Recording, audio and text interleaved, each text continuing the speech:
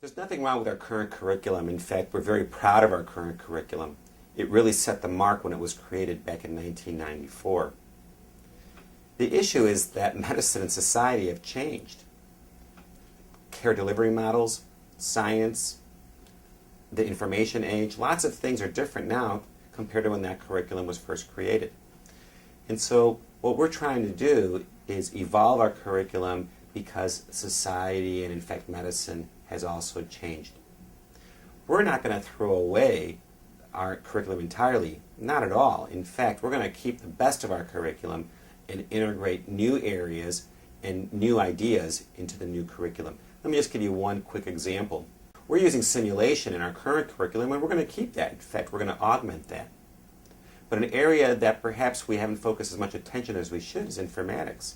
So we're going to try to infuse more informatics into the new curriculum.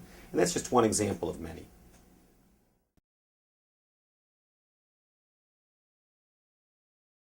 No, the Collaborative Life Sciences building will certainly act as a catalyst and certainly foster some of the ideas that are embedded in the template and what we're thinking about for the new curriculum. But it's not the reason for changing the curriculum. The reason for changing the curriculum, as I said earlier, is because medicine has changed, society has changed, and we need to prepare our students for the future.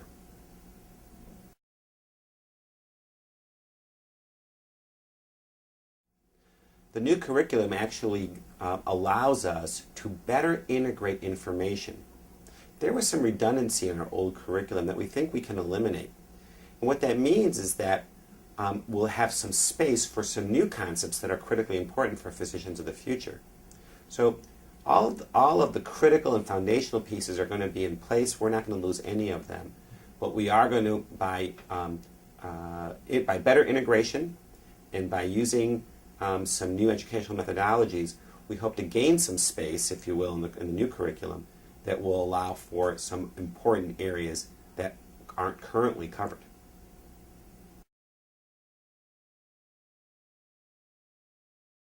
We understand that resources will be critical in order to move this curriculum from concept to reality.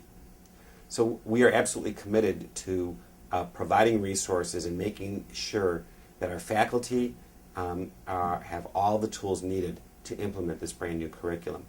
But in addition to internal resources, we're also going to be looking at grants and other opportunities, including potential external partners to help us in areas that will augment our internal resources. So the bottom line is we're committed to doing it, there will be resources, and we're going to look for other funding sources as well.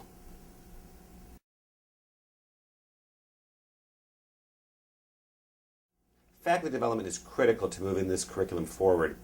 We're committed to providing the resources to not only continue what we are currently offering on the campus, but also to augment and develop new programs.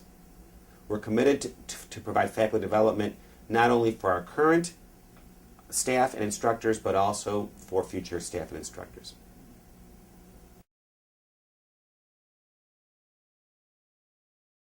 Primary care has been critically important to OHSU, and we're going to continue our commitment to primary care. We're very proud of our accomplishments, and we foresee our future endeavors to be of high quality. But there's other areas of medicine that our students perhaps weren't exposed to. We want to allow those opportunities to flourish as well. So we envision that our primary care commitment will continue, but that we want to also invest in other areas as well.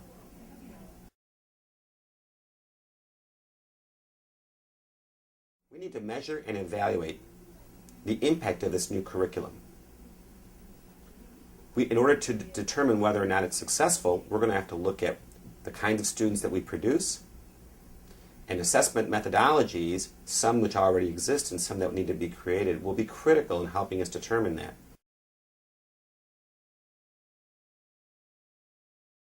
We're almost finished with the data gathering phase, and soon many decisions will be made. But in particular, we need to start having teams come together to start working on the organ system blocks as well as the core clerkships. We anticipate that clinicians and basic scientists will work together in these areas. There will be lots of time and space for your input. We value that, and if you're interested, we encourage you to visit the website and let us know that you'd like to help us move this forward. In terms of timeline, we need to move forward with to determining the objectives and the competencies that our students will achieve. We hope to make significant progress in the next 6 months. What that means is between March and September of 2013. And then the actual courses will start to be developed. But what's important to understand here is that this is actually a phased curriculum. The first class that will be affected will enroll in the school in late summer of 2014.